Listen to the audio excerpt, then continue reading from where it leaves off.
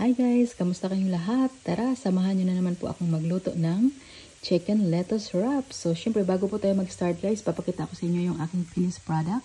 Kasi may naluto na po ako kanina na una. So, ayan po ang itsura ng ating lulutuin. So, let's start. So, ayan guys, in-fry ko na po ang onion, garlic, at ang ginger. So, ayan, inuna ko na po i-fry. So, depende po sa inyo guys kung damihan nyo po ng onions. So, ako guys, half onions lang ang ginamit ko. And then, 2 cloves of garlic. And then, konting ginger lang. And then, i-add na po natin yung ating chicken. Ayan. So, in-cut ko lang po ang chicken ng cubes. Ayan. And then, marinate ko lang po siya sa garlic. And then, soya sauce. At then, paminta. At konting brown sugar. So, ayan. Ihalo lang po natin, guys, hanggang maluto. Ayan. Napaka-easy po na recipe ito, guys, pero ang sarap.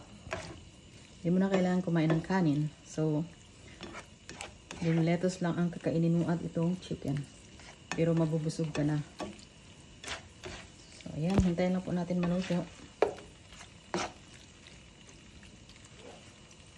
Ayan.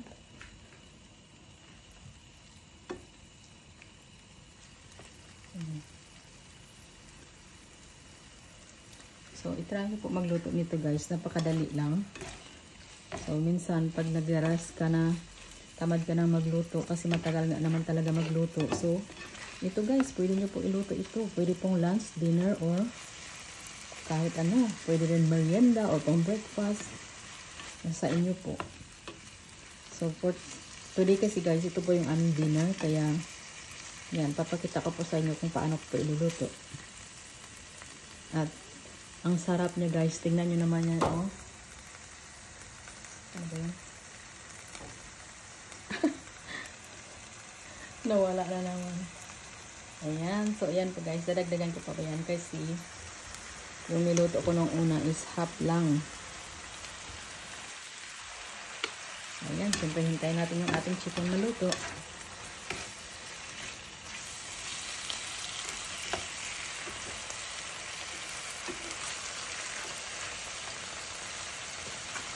And then, lalagyan na po natin ng paminta.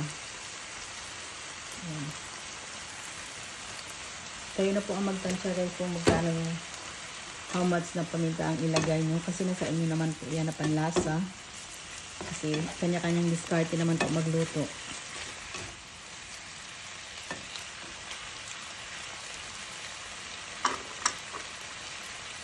And then, add na rin po natin yung hoisin sauce. Napakadali lang guys. Ayan. Then, ihalo-halo lang din natin hanggang mag-combine.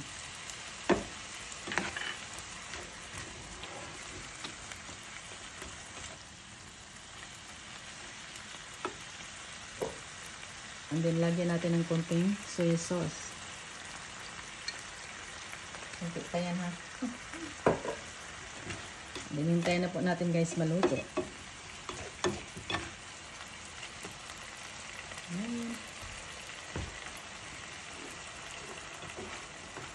Madali lang po maluto kasi nakat na po natin ng maliliit na cubes.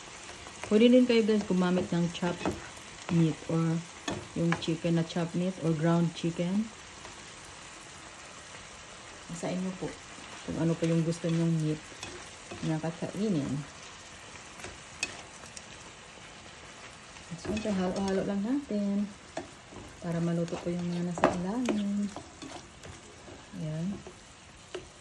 Hintayin natin.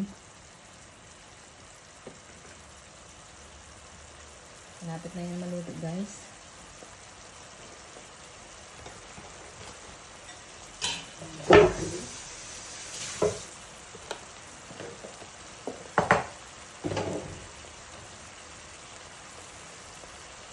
At syempre, i-add na rin po natin yung ating mushrooms.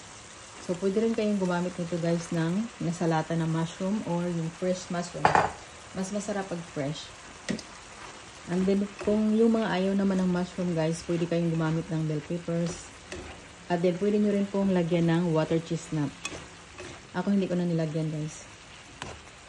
Yan na. I-mix lang po natin yung mushroom hanggang na-combine doon sa chicken natin. So, napaka-easy lang. Yan. Lapit na yung maluto. And then, ilagay natin yung ating sesame oil. Yung sesame oil guys, pampabango yan at pampasarap din. Ihalo-halo lang natin.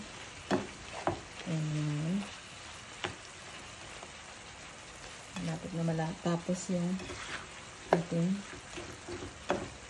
chicken lettuce wraps. So, ito guys, napaka-easy. Parang ano yan lang yata, nasa 15 minutes tapos na. So, may instant dinner or breakfast or lunch ka na. Ayan.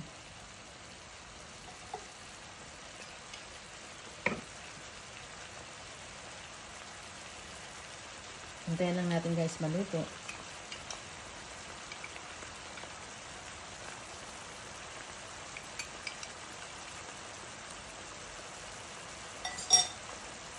At syempre, i-add na po natin yung ating cornstarch. So, pampalapot po ito guys ng sauce. So, kailangan po natin yan. And then, i-mix lang po natin. Ayan. And then, hintayin na po natin maluto yung ating cornstarch. Ayan guys. Napaka-easy lang.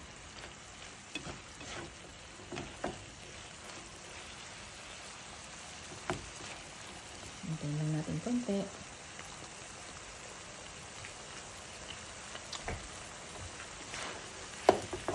Pwede rin kayo guys gumamit nito ng chili sauce kung gusto nyo na maanghang.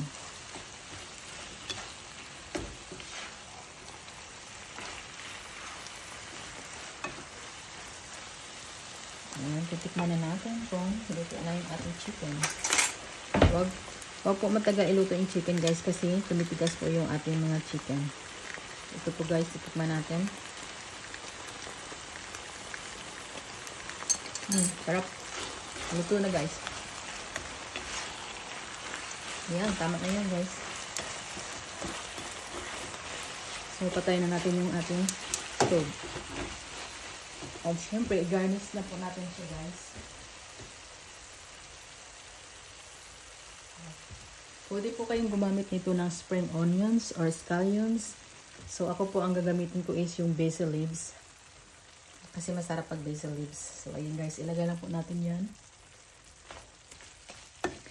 And then, ready na po ilagay sa ating lettuce. So, ganyan lang siya guys. Ilagay nyo dito sa gitna. Yan, kasi kainin naman natin diretso. So, ilagay natin. Papakita ko sa inyo kung paano ko nilalagay. Oops. Ayan. Diba? Ang sarap.